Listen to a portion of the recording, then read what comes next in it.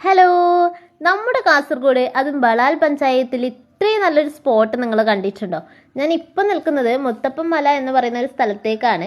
അപ്പം നിങ്ങൾ കാണുന്ന ഈ ഒരു ക്ലൈമറ്റ് രാവിലെയോ വൈകിട്ടോ ഉള്ളതല്ല കേട്ടോ. ഉച്ചയ്ക്ക് ഏകദേശം 12:30ക്ക് ശേഷമുള്ള ഒരു കാഴ്ചയാണിത്. ചുറ്റും കോടയാണ്, നല്ല തണുപ്പുണ്ട്. അപ്പം ഞാൻ എൻ്റെ കോളേജ് ഫ്രണ്ടിനെ കാണാൻ വേണ്ടിയിട്ടാണ് ഇങ്ങോട്ടേക്ക് വന്നത്.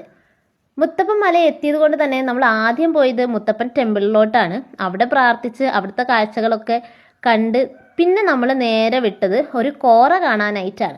15 വർഷം മുന്നേ ഇവിടെ പുലിപ്പാറ എന്നറിയപ്പെട്ട പാറ ഉണ്ടായിരുന്നുവെന്നും പിന്നീട് അത് ഈ കാണുന്ന രൂപത്തിലാക്കി മാറ്റിയെന്നുമാണ് ഇവള് പറയുന്നത്. അപ്പോൾ ആദ്യമായിട്ടാണ് ഇത്തരം കാഴ്ചകൾ ഞാൻ കാണുന്നത്.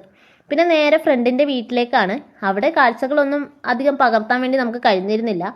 പ്രവേശനം കർശനമായി നിരോധിച്ചിരിക്കുന്നു എന്ന ബോർഡ് വായിച്ച് നേരെ അതിൻ്റെ ഉള്ളിലേക്കാണ് നമ്മൾ നടന്നത്. അല്ലേലും മലയാളികൾ അങ്ങനെയാണല്ലോ. പിന്നെ നടന്ന് നമ്മൾ എത്തിയത് ചുറ്റും കാട്ടുപയർ വള്ളികളാൽ ചുറ്റപ്പെട്ടിരിക്കുന്ന ഒരു സ്പോട്ടിലേക്കാണ്.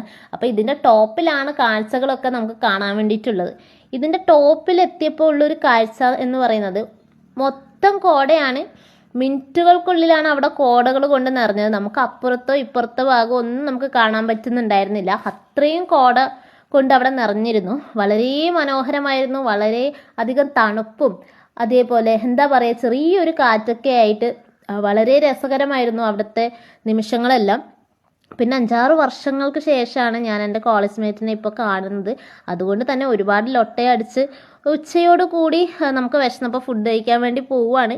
ഇതെൻ്റെ ഫസ്റ്റ് വ്ളോഗാണ്. സോ നിങ്ങൾക്കത് ഇഷ്ടപ്പെട്ടിട്ടുണ്ട് എങ്കിൽ ലൈക്ക് ചെയ്യാനും സപ്പോർട്ട് ചെയ്യാനും മറക്കരുത് കേട്ടോ.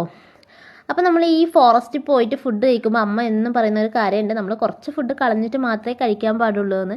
അതുകൊണ്ട് തന്നെ നമ്മൾ കുറച്ച് ഫുഡ് കളഞ്ഞ് നമ്മൾ ബാക്കിയുള്ളത് കഴിക്കുകയാണ്. പിന്നെ കണ്ണിൽ കണ്ട പാറകളും മലകളും ഒക്കെ നമ്മൾ കയറി ഇറങ്ങി.